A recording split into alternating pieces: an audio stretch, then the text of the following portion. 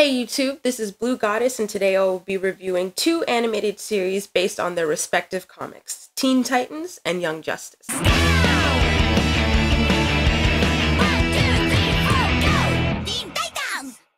Now, it's no secret that animated adaptations of superhero comics are quite popular.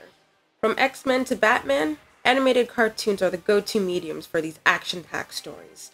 So what makes Teen Titans and Young Justice so special? Aside from the fact that they are based on the similar comic series, they also delve into a side of comics that is rarely talked about. Sidekicks. Holy Fourth Amendment. Holy time bomb. Holy non sequiturs. I don't think so, Robin. The Teen Titans are composed of 5 main members in Season 1. Robin, Cyborg, Raven, Starfire, and Beast Boy. In this show, even though the teens should be in their mid-teens, they look more like kids who just hit puberty. All with the exception of Cyborg, who looks like he could go toe-to-toe with Terry Crews. Considering the Y7 rating, this was to make younger kids feel like they could identify with the characters. The same logic applies to the personality of the characters. Each person has a very identifiable character trait. Robin is the leader. Sorry to interrupt the victory celebration, but like I said, this isn't over. Starfire is the bubbly airhead. You really should apologize after stepping on someone's foot. Beast Boy is the class clown. I don't know, Raven. That's kind of a good look for you. Raven is the emo goth, leave me alone girl. We might journey to the mall of shopping, or perform braiding maneuvers upon each other's hair, or... You wish to be alone? How could you tell?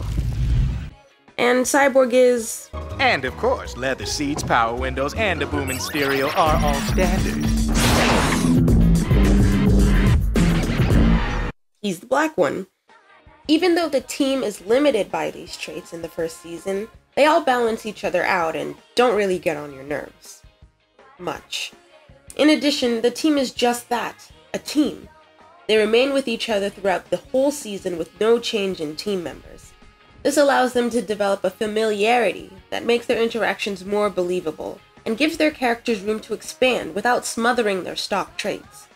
Young Justice's team is a bit of a different story. Whereas Teen Titans has 5 members, Young Justice one-ups them with a total of 8 members over the course of the first season alone, not including Speedy's little hissy fit. They're treating us like kids! Worse, like sidekicks! Like sidekicks. They are Robin, Kid Flash, Aqualad, Miss Martian, Superboy, Artemis, Zatanna, and Rocket. Whereas the Teen Titans looked young for their age, the Teen Titans in Young Justice look more realistic. They're muscular, developed, and actually sound like high schoolers. They even go so far as to show the team members in high school. Much like Teen Titans, Young Justice's members have identifiable traits. As you can see, both teams have similar elements. The class clown, the naive alien girl, and... oh wait, I guess Young Justice doesn't have an emo girl.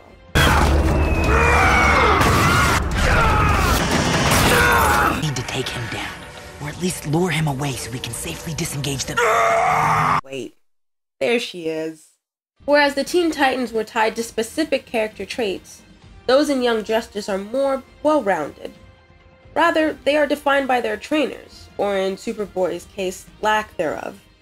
The teens' personalities show clear influence from their superhero mentors, except for the 2 main girls, Ms. Martian and Artemis. Why? Well, Ms. Martian is pulling a stereotypical girl and trying to be someone she's not, while Artemis's real mentor was not Green Arrow like the show leads us on for a while. Needless to say, this lack of specific labels limiting the characters makes them more believable and easier for an older audience to relate to, since they know people aren't so black and white. On top of that, there are romantic pairings which were rushed, forced, and no doubt used to sate the fangirl appetite. But enough about character. Let's talk story. While both are valid ways to add more to the story, Young Justice's ways seem to go against the original direction of the show. You'd think that the show about kids trying to prove that they are good enough for the Justice League would focus more on, well, personal growth and maturation. But no. It is the Teen Titans who have nothing to prove to any adult that seem to show the most growth. Maybe if the show didn't spend so much time on lovey-dovey scenes or McGann obsessing about her teammates' supposed shallowness. In addition, there are a lot more emphasis on the adults in the Justice League than in Teen Titans. In Young Justice, it's all about proving yourself to each other, to the Justice League, and even to the civilians you're trying to save. Teen Titans, on the other hand, doesn't need to prove themselves to anyone. They are their own bosses, civilians respect, and bad guys fear. Now, even though these two shows were meant for two different audiences, I don't feel bad comparing them, because effort is universal. Let's start with Teen Titans. Right off the bat, it can be said that Teen Titans' greatest strength is also its greatest weakness. It's a kids' show. The fact limits the viewership tremendously because many will judge the show harshly based on its appearance and TV rating. This is a real shame considering the hidden depth in the show. Much like the adult jokes in Disney movies that we don't get until we're older, Teen Titans has its adult moments, which keep older viewers entertained. Take the episode where Beast Boy and Cyborg dive into Raven's mind. You find out that she doesn't meditate all the time to be emo. Her emotions are literally too much to handle. Although you can go through the series without having seen this episode, it adds more to Raven's character and the team's understanding and respect for her. You know that when she meditates, she's not doing it to be emo, she's actively trying not to kill everything. That's the positive aspect of Teen Titans. Every show, non sequitur or otherwise, has a purpose and a point to make, and it always delivers. Young Justice has the opposite strategy. Unlike Teen Titans, Young Justice does not have a point to each episode. Although their episodes are technically more tied together than in Teen Titans, some episodes are just to add more mystery or show off new bad guys as opposed to developing character. And this would be okay if the show didn't set itself up to be character-driven. Think about it. They think they're going to join the Justice League. They aren't, so now they have to prove themselves worthy to do so. This show is about growth, maturation, working as a team. So shouldn't more episodes be dedicated to that, especially if the bad guy reveal was only in the last 2 episodes? Instead, to make up for it, sarcastic quips are thrown around between the group members, love interests are introduced for basically everyone, and secrets are kept and then revealed for a fake kind of bonding moment of trust. Frankly, it's sloppy, which is why I have to give it to Teen Titans. This is not to say Young Justice is awful. Teen Titans was just better to me. The effort was obvious, right down to the opening theme. It actually had one. Teen Titans was able to incorporate complex and even dark subplots while still maintaining its whimsical nature, not unlike another amazing show, Avatar: The Last Airbender.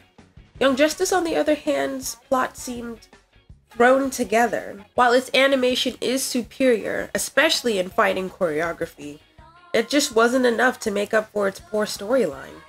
That's why while dishing out final grades, I'm giving Teen Titans an A- and Young Justice a C+. This is Blue Goddess, signing out. That guy is not whelmed. Not whelmed at all. So am I, Robin. So am I.